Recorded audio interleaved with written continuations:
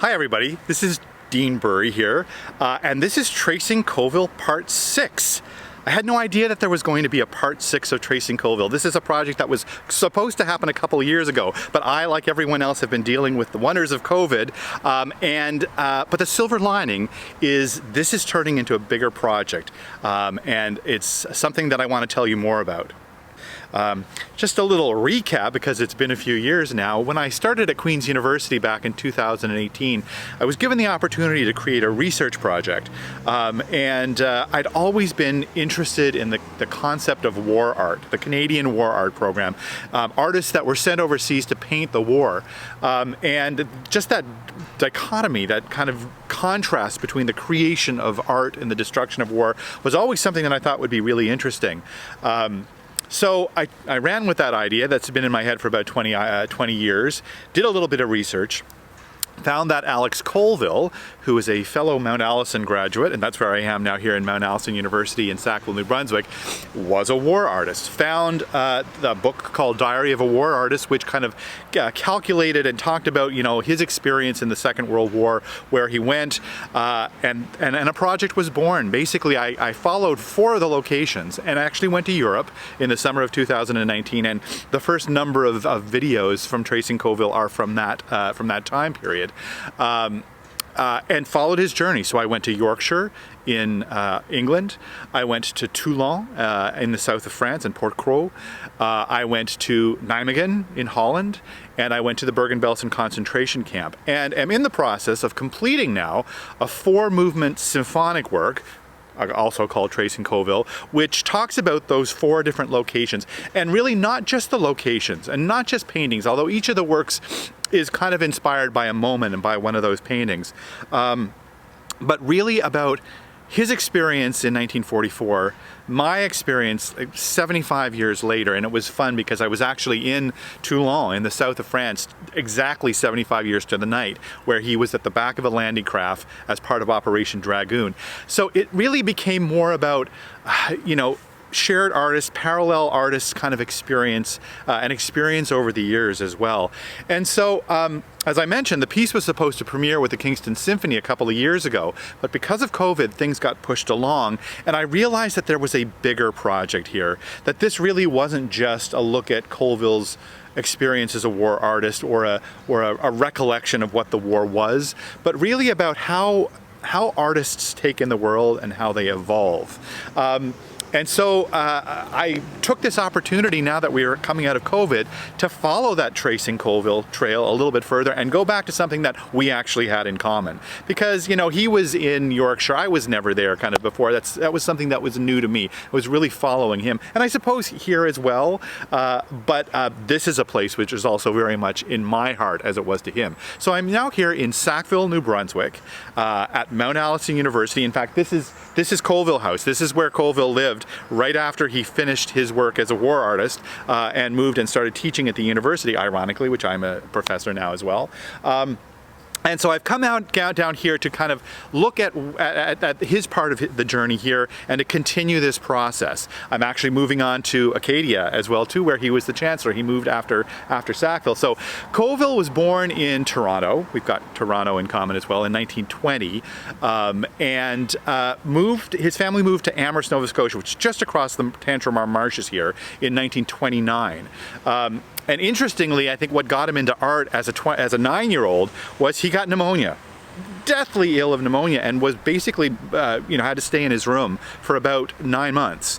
And during that time, he did a lot of reading, and he did a lot of drawing and sketching and painting. And he was then later encouraged by a couple of artists who were here at Mount Allison University. Stanley Royal is one in particular, who eventually encouraged him to come to Mount A to study art and became his art professor. And so, and even at that time as well, like if you look at a lot of the war art, there's tons of pictures of vehicles, and he as a 9-year-old, this is what he was drawing, right? He was really into drawing cars and trucks and airplanes, and so that translated. Now, if you look at a lot of his work for the whole length of his career, you do see vehicles, and he always was a car lover for sure, but of course there's a tremendous amount of work with animals and humans and those kind of things as well. So but it was interesting to see how that kind of, came out of it. And so he was here then and studied here from 1938, graduated in 1942, and then enlisted basically in the Army, and worked as an officer training here in Canada for a while, but then in 1944 was actually given the position of war artist, which he always wanted. It kind of happened very suddenly, and he was sent overseas. And of course that's where he undertook this journey again of his training in Yorkshire, his being given to the Navy and sitting at the back of a landing craft on August 15th, 1944 for Operation Dragoon, being sent to the Third Army in Nijmegen with very famous paintings of Nijmegen Bridge, and also then, like I say, he was there about 2 weeks after the liberation of Bergen-Belsen, which obviously was an incredibly poignant experience. After the war, came back here, kind of realized that, the challenges of being an artist, which we all understand, I've understood it myself as well, the challenges of being a freelance artist and making a living can be a real challenge. So came back here and started teaching at Mount Allison University, and actually taught here till about 1963, when he realized that he wanted to give himself over to his art more fully and wanted to eliminate the teaching aspect of it. Then stayed still at this house. This house he bought, by the way, in 1949 for he and his wife Rhoda and their family, obviously, stayed here till about 1973, and then moved to Wolfville, which is where Rhoda's family was from, and became a big part of the community down there, which is why I'm going to head there afterwards. So that's his thing. Now, for me, I graduated from Gander Collegiate in Gander, Newfoundland in 1990, and came here as a music major, saxophone major, and had maybe four of the best years of my life for sure. Mount A was a great place, and it was the place where really I feel like I became, the 4 years of university. You're starting to become a grown-up, and you're on your own. You're dealing with your own, the world as an individual, but also very much as an artist as well. I would say while I was here at Mount Allison, I love the saxophone. In fact, there's actually saxophone in Tracing Colville, the symphonic piece. But I realized, when I graduated from high school, I wasn't sure if I was going to go into theater, if I was going to go into music, and I found that there was a way for me to be in both those worlds by writing opera, by writing musical theater. And so the composition bug, which is what really hit me. And the 4 years that I was here, so my first year, can't quite see it from here, but I can just see the top of it, the Mount Allison Chapel. I had an oratorio that I wrote called The Resurrection. My second year I had my first musical called Joe and Mary Had a Baby. And my third year I had my first opera called Unto the Earth, Vignettes of a War, about the Newfoundland Regiment in the First World War, which was done in Tweedy Hall, just down the way here in Truman House, right underneath an Alex Colville mural called The History of Mount Allison, which you can see here. And so I feel like I've been tracing Colville for a very, very long time. And so it makes a lot of sense. So now, what did coming back here give me? What did this offer me? I spent the afternoon in the archives at Mount A looking at a lot of wonderful old stuff. And this morning I was here in Colville House as well. It was super fun being up in that window right up there, which was his studio. So if you know any of his paintings like Horse and Train, Nude and Dummy, some of those really early pivotal pieces that put him on the international stage, they were painted right up there in that studio. So it was wonderful to be actually in that space again, some of those places in Europe, where I found I was able to be right where he was. So the memory of place, there's something about being in a certain place which is kind of inspiration as well. I've had a couple of other big revelations that I find as well. One of the things that I was grappling with is that Colville was 24 when he went overseas, and when you hear a name like Alex Colville, you think, brilliant master painter in a sense, right?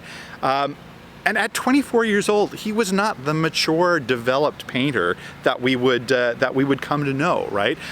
There's really wonderful things in the pieces, and honestly, any piece of art, whether it's by a 5-year-old or not, is a little window into the person who's created it, which is a little bit of a gift into it of himself. So it was really interesting to come back, and you know what, that's what came to me here as well too, because I've come back to Sackville many times, since I left. I would say 2003, when I had a premiere of one of my shows, Home and Away, that I wrote with my friend Charlie Reindress, was done here. Was the last kind of big time that I spent any evenings here and really were in this place. But this, this place it felt like home for a long time.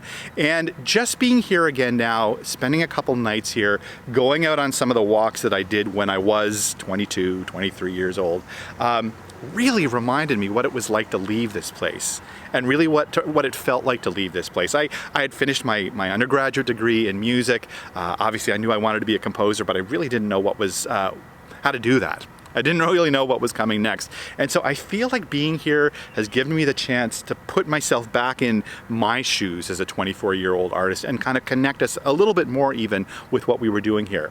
Also, a couple of really interesting revelations from working at the archives.